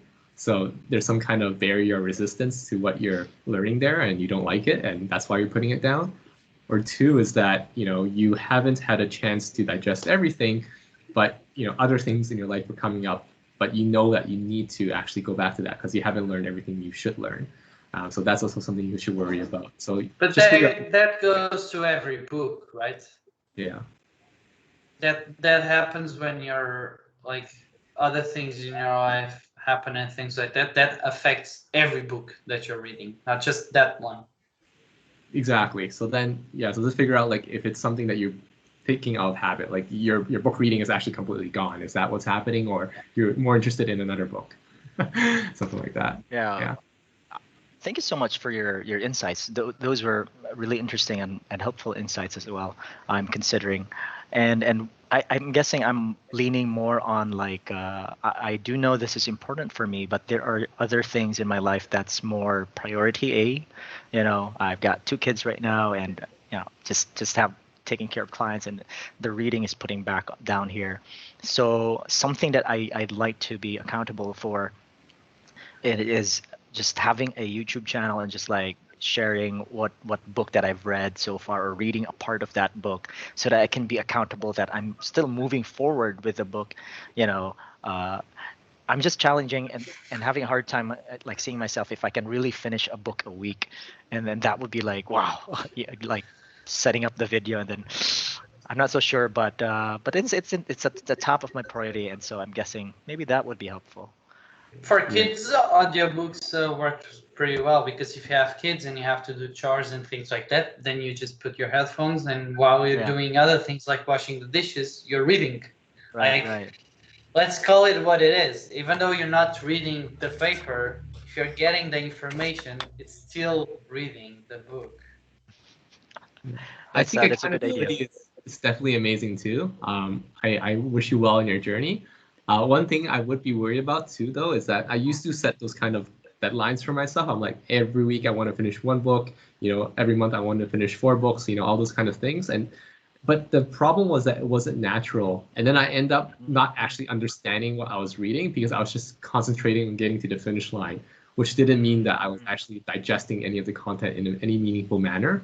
So that was one big thing that I realized, that I shouldn't set deadlines for myself for finishing a book, because I won't get the results I want out of it. Yeah. So, but I had anyway. that in my system. The Life RPG I had to read 2 books a week. But I would say that because I was applying the philosophy of, for example, if you're learning how to play the piano or a musical instrument, then practice is the most important thing, to practice every day.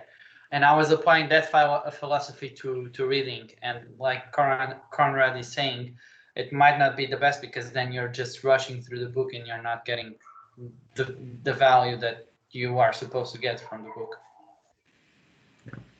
Cool. Yeah. Really good conversation. Nice. Like that. Yeah. I think Thanks. Brad's last. Last but not- Brad, every time Brad comes on, he has a new Star Wars mug. Well, you know, this is the family mug today, so. But, yeah, you know, W, white, last, end of the alphabet, nothing new. So, okay, so I'm from Ohio. I feel like this has been one of these things. It's always interesting each week to see what people have to say and how many of us, like you've all commented on, have similar likes, similar thoughts, and similar struggles. You know, one of the things that I continue to try to work on is I found Notion last year, and my goal was to try to organize my chaos. I come from a pharmacy background, and while we're taught to be lifelong learners in pharmacy, it's always interested me not only for healthcare stuff, but to learn things in other areas, whether it be new programs, new books, new everything like you guys have talked about. I've never been much of a gamer, but I've been drawn to this community because I kind of like the ability to have a tiered accountability and see what you get from those results or what you don't get from those results. I guess what I'm hoping to get away from all this is I'm hoping to get away from the reactionary managing of daily chaos to a more intentional, focused, and structure. And I'm making progress, but I still have it far from managed and mastered. So I guess for what I did not succeed at this week, it's a lot of those things of I continue to do a lot of processes and tasks, but I don't do it with an intention to make sure that I do it in a structured fashion. So that's one of the things that I'm trying to work on. One of the good things that I worked on is I used the Pomodoro timer to break down a bunch of tasks that I usually do at the end of each month that I never really knew how much time it took. So it was very insightful to see, much like our previous conversations, that it took me more than twice as long as I thought it took to get it done.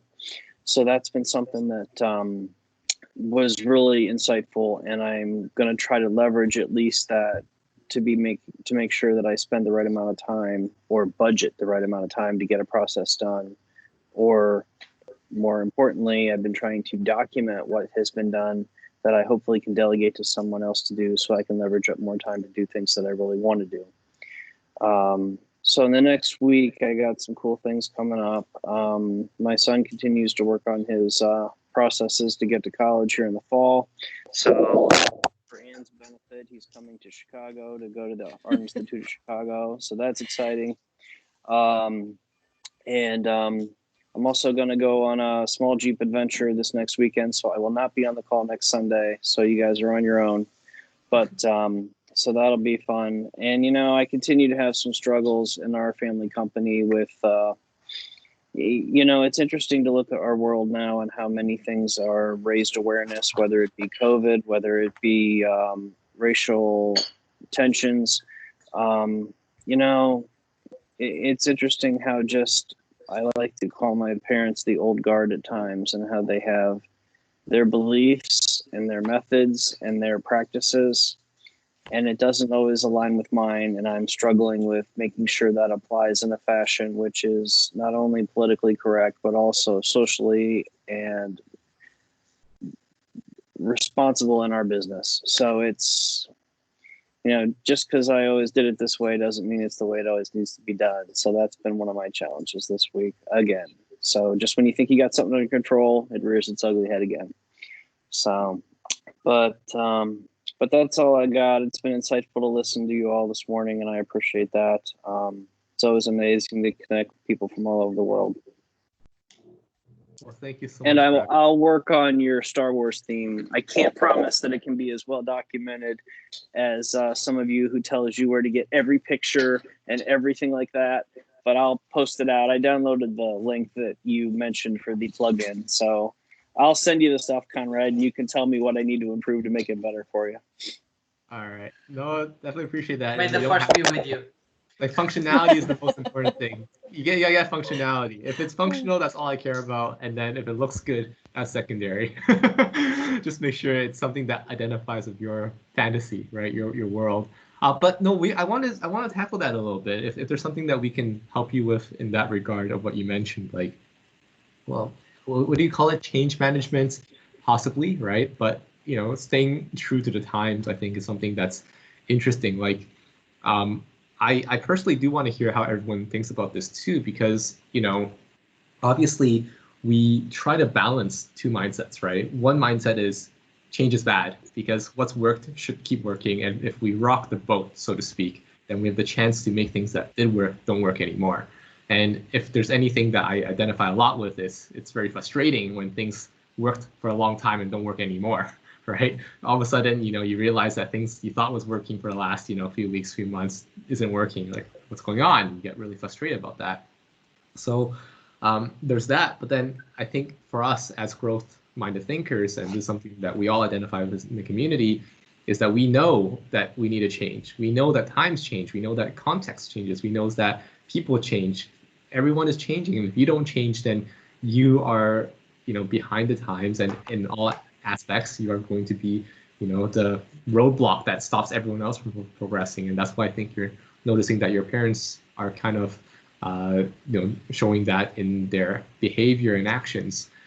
So one thing that I would just try to see, like, from you guys is like, how have you tackled change in people's lives around you? How have you gotten them to change that maybe they'd be resistant to change?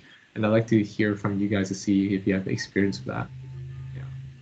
We can only really help who wants to be helped. You can't, your mission really shouldn't be to change the person. They should openly ask for help, and if that's not something they can do, then, or even if they're hinting clues, then yes, you can help them or suggest things, or even sometimes they just need to talk about what's kind of not problem, but what they're facing at the moment. And maybe they'll find a solution just by kind of saying it out loud. But yeah, if they don't want help or they don't want to change, then all you can really do is just either watch them kind of dig themselves into a bigger hole, or yeah, it sucks to see people that's very important to you to dig that hole. But if you're just going to agitate them and they're not going to like you if you try and push the agenda that you need to change. So I guess just accept them the way they are, and if they want help, eventually they'll ask. Yeah, that's my opinion anyway. Yeah. Well, it's great. And I resonate with that. The problem is it's the denial. Change? Yeah, it's All the right, denial. I think two people talking. But I agree with Drew. It's it's the denial, and that's the hard part. So it's like the taxi cab driver thinking Uber doesn't exist. That's the best example I can give you. So Right. But you've given it a try though. You've tried telling them, and if they're not going to listen, it's just going to upset you more, and then they're going to get upset that you're pushing it, and they said no, I don't want to move it. Yes, I'm in denial, but I'm not going to admit it, and I'm not going to change. You see, there's something interesting here, and why I wanted to bring this to the floor is because there is a way that I try to practice for people that I care about, right? And I think I've mentioned it to Brad before, and I think he's put some of it in practice, if I'm not wrong. But basically, like, I like to do a little bit of, not to call it manipulation, but I like to help them get to this problem themselves. Like you said, they have to figure out that they have a problem before they ask for a solution, right?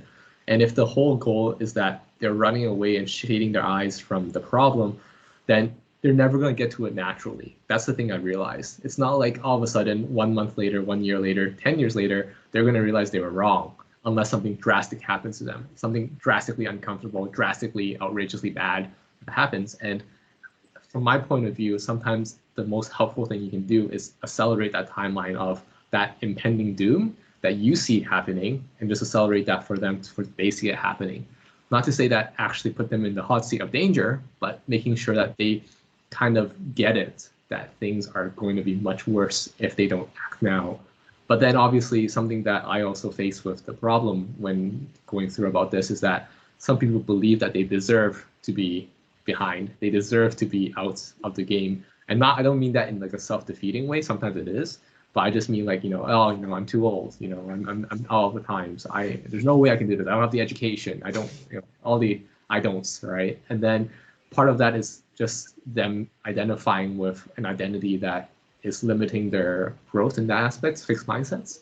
And then for me though, I do see that as the only barrier. So even if you show them the problem, even if they don't know it's you showing them, right? They see the problem, they're still going to run away just because they think they deserve to have that problem as part of their identity. So yeah, that's something I'm opening up because I don't think I have a solution for that either. I'm curious what you guys think about that statement. I'm thinking for me, it was because I was a mother that I was able to see that this discrepancy. I'm glad you put a name to it. I have to go back to my notes to remember your name. But, about the time my kids were 8, 10, and 12, I figured they were starting this new thing with me and they say, Mom's a dinosaur. And that's how they would understand me. And so I started thinking to myself, am I a dinosaur? Am I not understanding what they're getting at their age? And so I started listening to them more as a mom. And then the next point, I guess I would go to, and I mentioned it to you, Conrad, this week, is that I appreciated that you were able to ask me questions. You were asking everybody questions, but if you want to figure out how to get somebody from here to there, whether it lands in your position or not, you have to start asking them questions and sending out the feelers as far as where they are. And then it's like I said, I also thought about my father-in-law. He was he was a trial lawyer and he defended the doctors, and so whatever all that is.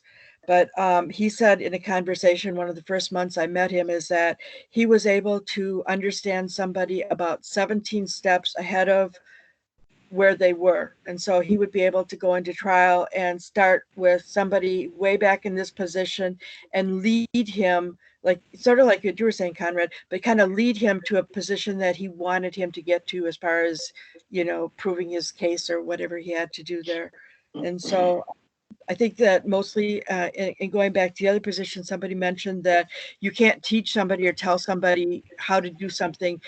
They have to ask, and they have to want to move forward. And so it's like, I think if we concentrate on ourselves as far as how do we make sure that when we hear somebody getting stuck or the boundary come down, it's like, how do we make sure that we don't get into that position, because we are the only ones that can change ourselves. We can't change others. Yeah, that's so insightful, and I love that. And Drew, I'll let you talk about. I just want to add on one thing because I think I can combine what Shania is saying, what Anne's saying in a very clear and concise way. Basically, like what you can do is, if you ask the right questions, you can get them to state the problem, and because they stated the problem, then they become the ones asking for a solution because it came out of their mouth, right? If you said it, it's you're selling. If they said it, they're buying. But then you also might find out that you were on a different track, that you weren't asking the same questions. Exactly. You weren't in the same place. Communications, right? So 100%, I think that blends that smoothly together. And Drew, please, I'd love to hear your thoughts. No, that's actually exactly what I was going to say. Anne gave a lot of really great insight. And, Anne was saying that that trial lawyer approach of where you're kind of leading the person to where you want to go, sometimes that's the only choice you have, because like Shania said, you know, you can't change people. You can only help them possibly want to change, but the more forceful you are, you know, they're going to resist it. And I'm not good at this. And the only thing that I found that, and it's not even that it really works for me, but it's just the closest I've come to being able to persuade someone in my life that I'm close to that doesn't want to change, is to treat them, to give them options, you know. And it's almost the way you would talk to a young child. And it's like, okay, you know, instead of saying like, put on your, obviously it's very like simplified, but like, you know, put on your pajamas, you give them a choice. You're like, well, do you want to wear this set or do you want to wear this set? Or do you want to put on your pajamas now or do you want to put on your pajamas in 10 minutes? And honestly, like, it's so frustrating because you should just be able to talk to somebody and be like, come on, logic your way through this. This makes sense. Get on board with me.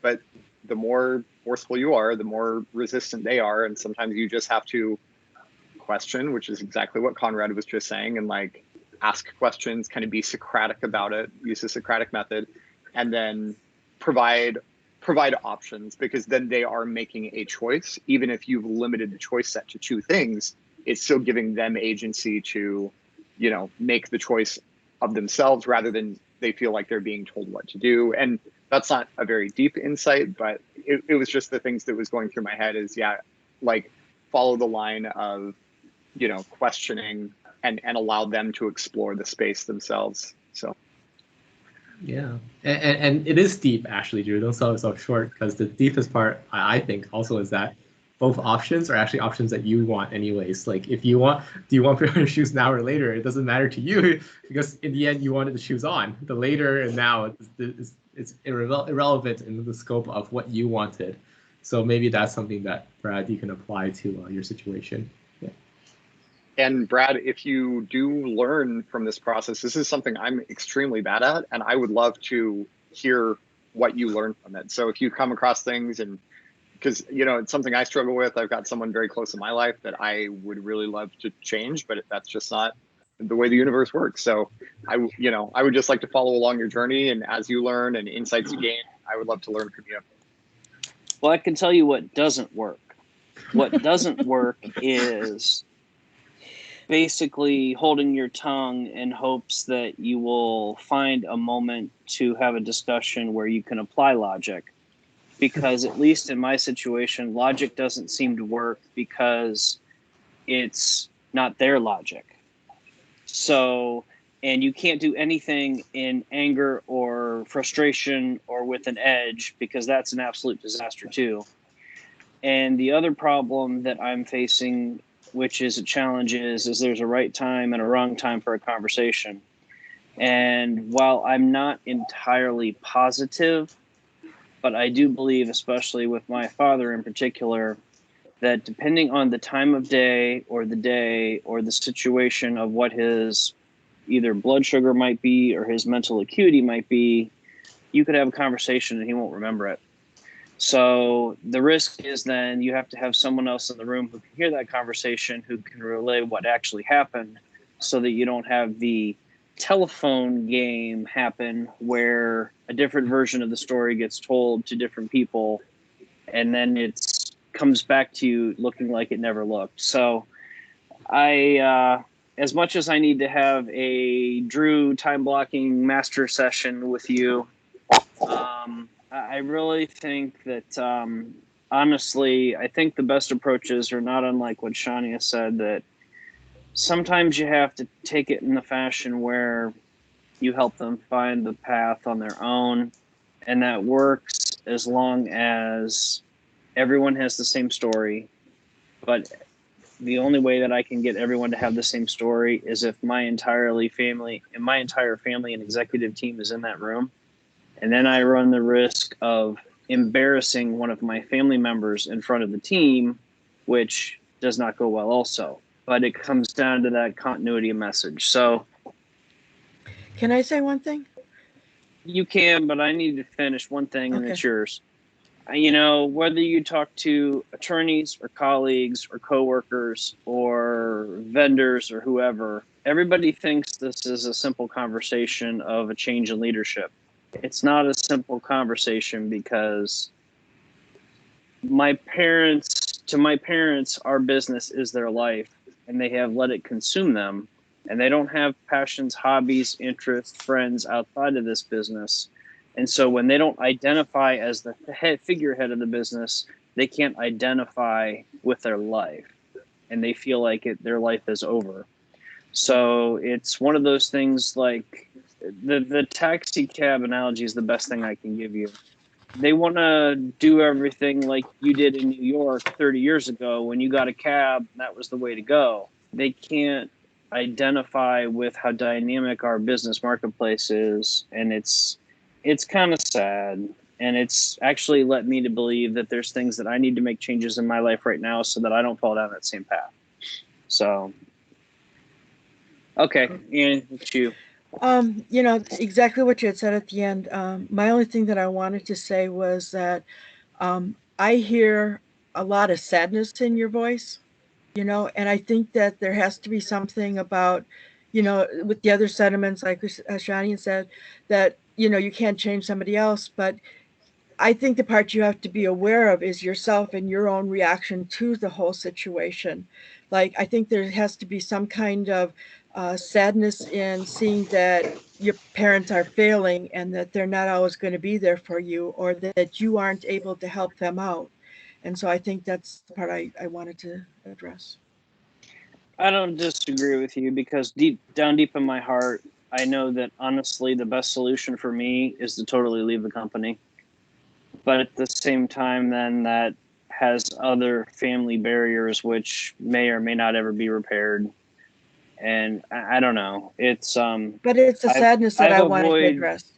Yeah, I mean, I've avoided some difficult questions for a long time, and it's a challenge. So, if I may, have you, from my experience, one thing that's helped out a lot in this specific manner, in the not, some people can change and other people just can't. And I really like Stoicism because of that. Because the basic premise is that you don't get affected by external factors, and whether it can be factors or it can be people. So, for example, even if someone can't change and doesn't want to change, you're still, if they're a close person to your life, you're still going to have to deal with the repercussions of that. You're going to have to whether it's someone that's complaining all the time about their life, that it's terrible, but then they don't want to change. And like Anne was saying, that goes back to you and how you react to it. And I think that Stoicism is something that could help you a lot in that. I don't know if you've ever read Meditations by Marcus Aurelius, or Seneca, The Shortness of Life. Those are really small books, but very impactful books. You can take a look at. Yeah, and right, I was gonna say the third one was gonna be the modern one, Ryan Holiday. Yeah. This one? Yeah. Oh, love it. I'm old school. I got the. I got Mine's like on my 2 Kindle. copies What of did I do? this. Mine's on my Kindle. Yeah. No, I love it. Brad, I want to give you like a kind of a wrap on that. Like, I love it that everyone's kind of giving you different perspectives, because I love that too, because like 100%, there's the things that you can do and the things that you can change, and you should try to change. But if you can't change it, then we try to accept it, right? And then there's the interesting aspect that I want to bring about to you. Yeah, give me a sec. Don't worry. Yeah. Okay, and then I want to give you the aspects here, because I observed something that was really interesting. I like the Uber and taxi cab analogy, because I can give you a perfect analogy that might fit into how you could potentially solve this whole thing. And again, even if it's not solved, I want to let you know that we support you and we'll be happy either way you go. The idea is that you get through this in better shape than you are, today, right? Whether it be with the company or with other company, it doesn't matter. You just gotta be you. But to that analogy, what happened in Singapore was really, really fascinating. Was that Singapore had obviously a taxi cab fleet before Uber and Grab and all those kind of taxi hailing services came in. Now, what happened though was that they integrated the taxi cabs into their service. So taxi cab drivers could do their exact same thing. They don't even have to think about what's happening out in the world. They'll go and pick up guys on the street. But on top of that, their systems are linked with the Grab and Uber ecosystem, so that when someone tries to call a cab through that system and can't find a driver that's freelancing, they'll get routed to a cab driver. So the cab driver benefits from whatever has happened in now the market, and they don't have to feel that they are adopting a whole new thing. They're not buying a new car. They're not using a new system, right? They're not doing anything different about their life, and they just get to enjoy whatever's new, and because it's being spoon-fed to them through a filtration system. And to me, that kind of also feels like, in another analogy too, is, not to say like a puppet like CEO or like a puppet like figurehead, but basically it's kind of that, right? Their business has changed. They just don't know it. It's because the management behind them, right, has given them the same way they've been doing things, but a new way of getting the lead in that situation. And for you, perhaps something could be done that way.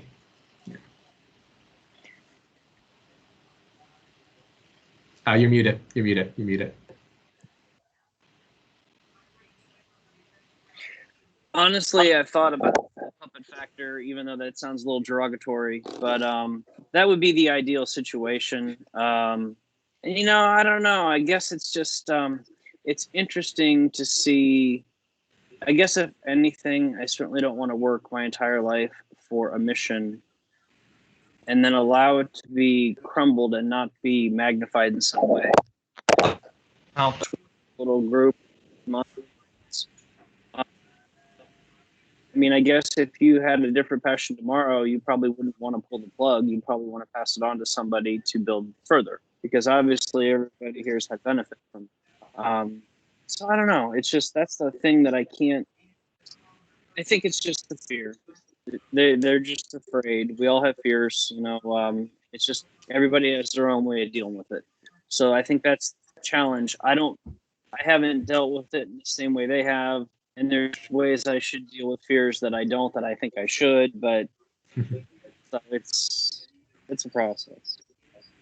Love it. Okay, cool. So I guess oh yeah, please, Shania. With what Anne said, it actually reminded me of a book when she said to kind of walk through with them, like the problem, like the lawyer analogy of kind of like asking questions and understanding more, and let them kind of tell you the storyline, and then they get to their own sort of problem themselves, like if that worked. It reminds me of a book, The 7 Habits of a Highly Effective People, I think it is. Yeah, Carnegie. Like there's a, that one. Yeah. There's a particular chapter in there, seek first to understand before being understood. That was what Dan put in the chat. Yeah, Dan posted in the chat. Yeah, chuck it in. That actually, like, and it gives like an example of like a parent figure just explaining to their son that obviously he doesn't want to go to school, and he's like, his friend's like becoming a mechanic or something, and like just going through that, the son ends up finding his own solution himself, although he had a lot of guidance and questions being asked to him by his dad, and it wasn't pushy at all, which was quite a good way to go. Like maybe pick up that book and read it, but like, it depends on which way you want to go. But I think it really fits well with what Anne said. Yeah. Thank you. Yeah, beautiful summary. Thank you so much. So I guess I'm kind of the last one, and we've kind of run over almost 2 hours now. So I really enjoyed the conversations we had today. Definitely. We have time for you. Oh, thank you. Conrad has to wake up at 5:30. What time is it over there, Conrad? 11, right? Oh, it's 11 p.m. Yeah, no worries. So the same time as me. Yeah, it's 11. Yeah. Yeah. No worries. Anyway, go ahead. Yeah, so I guess like I don't know, like I never really introduced myself in these calls. I assume you guys know me a bit.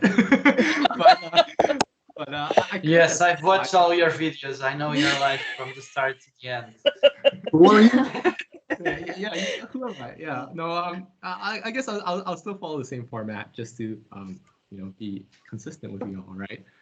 But yeah, so I'm originally from Toronto, Canada. I moved to Singapore around a year and a half ago to start my company.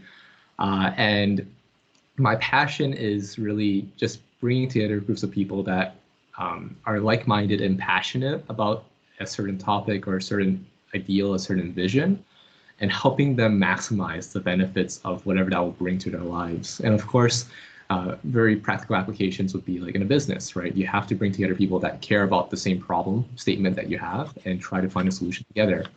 And in this community, what I've been building and what I've been very happy to find is that we have a community that really gets it in terms of productivity, growth, and learning, and we just always want to be the best we can.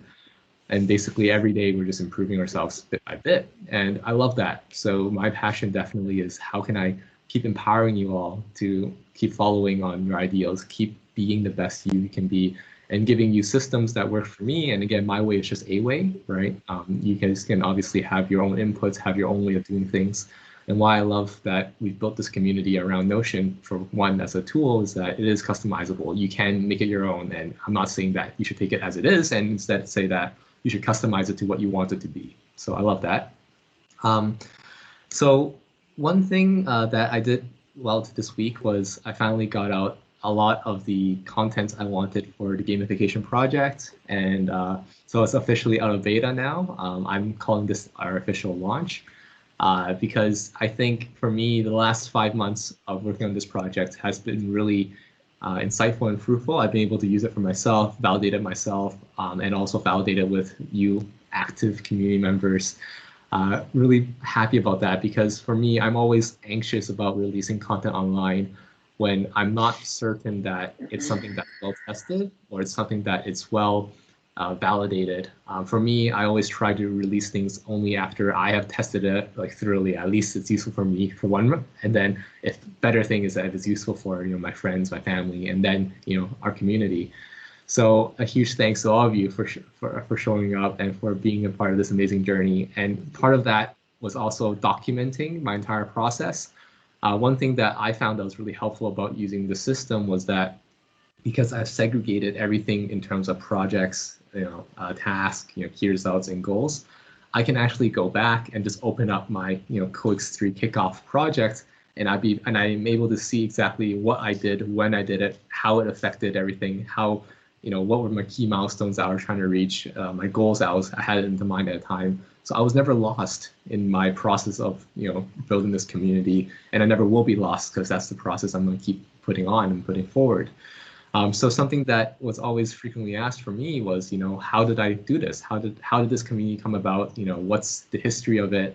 And I see kind of two audiences that really identified with wanting to know about this. One was obviously community members like yourself who love the community and want to see, just want to know more about what the intention was behind all of it, so you can identify a bit further and see where you can add value. So that's one of the audiences I think that would love to read this kind of documentary, so to speak. And the second group is people that want to build a community of themselves. One thing I noticed was that we have a lot of creators in the community, a lot of people that want to build their own thing, whether it be a YouTube channel like Dan, whether it be their own website, their own portfolio, the blogs, right? Alex as well. Everybody is a creative, and I think everyone's a creative in some sort of way, right? But we've attracted specifically entrepreneurs in this community, people that want to do their own things. I think of a whole group today, I'm pretty sure 80% or 90% of you are freelancers or entrepreneurs. So I think that's amazing, right? Or consultants at some level. So essentially, everyone has a story to tell, and what I eventually found out was that I'm able to help you guys tell that story, right? I'm able to help you build a website for free, because when I started, I wanted to bootstrap everything. I didn't want to spend a single dime. I wanted to make sure that, how can I put up my brand out there without breaking the bank, right? Because I don't know how well it's going to be. I didn't know if people care about my message. I didn't know if people would find what I'm sharing meaningful. So, all those resources from having, building a website from scratch for free. I think Dan's taken, he's used that. Obviously, Brad's used that as well. He has his own Gatsby site now, and he's going to show us when it's all ready. But those were some of the initial things. And, this week I also released a Creators Toolkit. Essentially, it's how I kind of think intentionally about, who am I targeting with my content? Why is it meaningful to them? What is it all about? And all these things are just things that I think about on a daily basis that I've kind of put into a system so I can hopefully help creators like yourself be able to share your message as well. So I'm really happy about those things that I released. And again, for me, my biggest challenge is always releasing these kind of things, like I'd say on time. And of course, these times are all arbitrary. I set them myself, but I have a problem in that aspect where I'm a bit of a perfectionist in all of this. I try to, again, make sure that there's nothing I can be challenged on, right? Whether it be by critics or even by people that care. I just want to make sure that I'm tackling it from all angles as much as possible. And the only thing I would ask for help is like, since I'm starting to post more and more in terms of like behind the scenes content, early access, it would be super helpful for me if I can use that as like almost like a proofreading session as well.